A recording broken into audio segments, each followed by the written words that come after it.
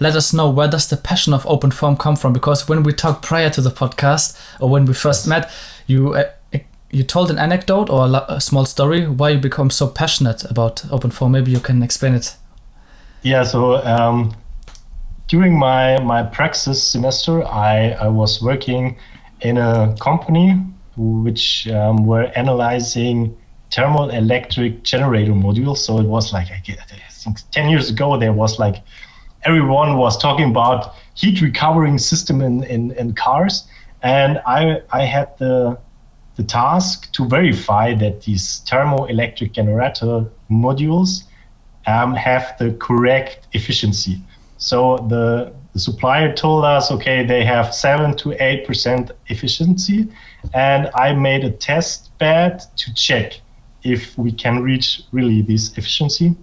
However, my test bed was like heating plate, a copper block, and then the tech module, copper block, and a cooling plate.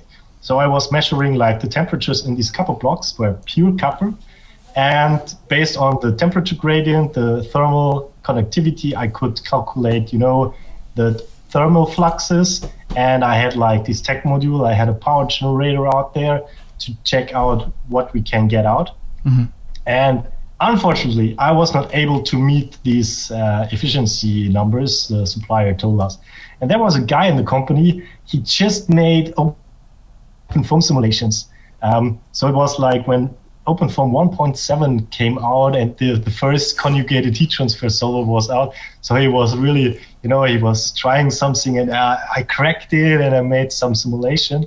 So he really showed me what was wrong on my test bed.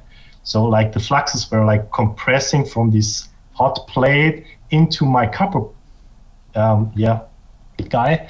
And this compressing of these fluxes lead to wrong temperature gradients. And then after he gave us the presentation of his analysis, so we were thinking, okay, we have to change the way we are doing our measurements.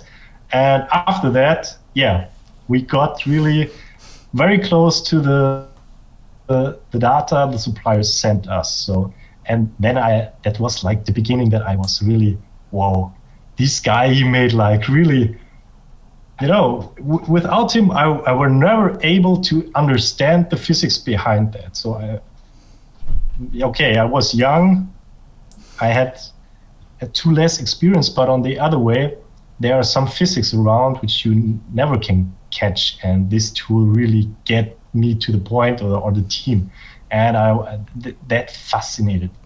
It was so fascinating for me, and that was the start. The first time I heard the tool OpenFOAM, and it was for free, and then you start downloading it and checking out what it is, even though you have no idea about CFD and all this related mathematics behind or whatever. But this was like the story why the first contact with OpenFOAM.